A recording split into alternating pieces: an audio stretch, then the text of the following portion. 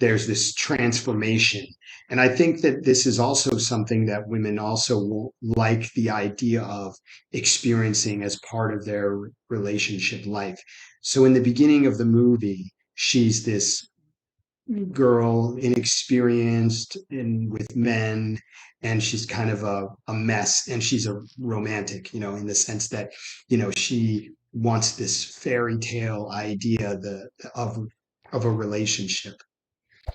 And then she doesn't dress well, she doesn't do her makeup, she doesn't, and she's very intimidated by this guy who she sees as having so much more and being above her. And now we're about halfway into the movie, and now she's put herself together, she's dressed really well, she's essentially controlling the whole situation by telling him, "Oh, I want to have this meeting," and having this meeting run the way she wants to. And then not only that, but the contract, now he's saying, "Oh, okay, I'm going to do things that you want."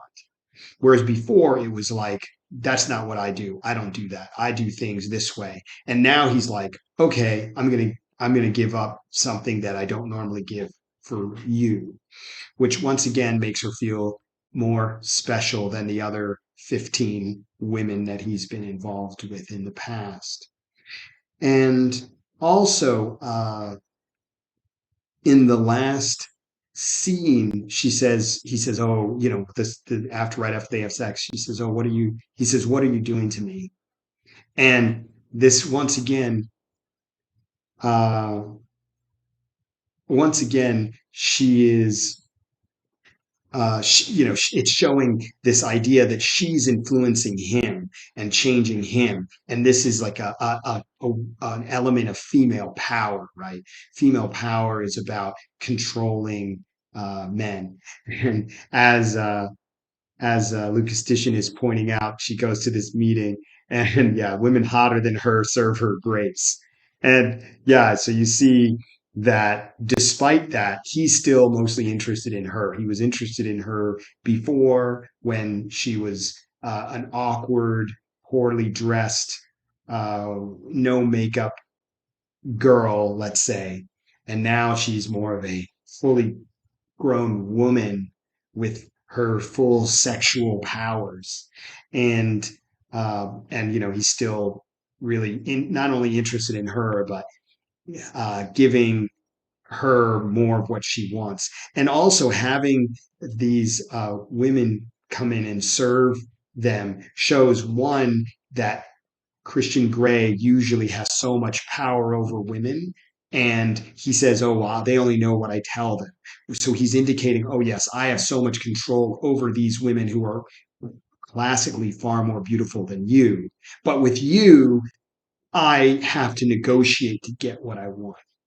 And then, of course, at the end, he says, "Oh, I'd like to fuck you to next week," which he's saying, "Okay, we've had this meeting. We haven't arrived at an agreement, but please, can I have sex with you?" Once again, showing her level of power over him, in a guy who she should by no rights have any power over. And once again, this is the female fantasy. So you see, she's turning the tables on him and showing, "Oh yeah, I've got you wrapped around my finger." And this is why I was saying that at the beginning, in the first stream that we did, that this movie is not about a man dominating a woman. It's quite the opposite. And that's what is romantic for women, is the idea of being able to wield this kind of power over a man who is societally far above her, and control him and get him to chase her. And women are trying to do this all the time.